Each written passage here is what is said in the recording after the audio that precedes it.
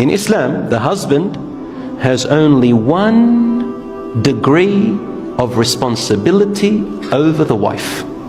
One.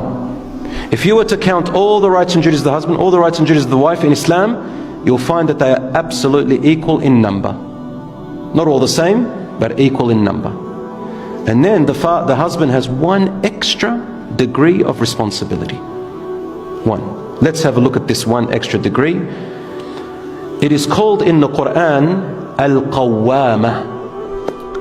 Al-Qawwama means simply the leader of his house, the protector, and the maintainer. Leader, protector, and maintainer. And subhanAllah, women in their nature, you find that they react to that when there's conflict. They say, you're meant to be the leader. You know, you're supposed to lead us. You're not a man, you're supposed to protect us. You're not a man, you're supposed to spend on us.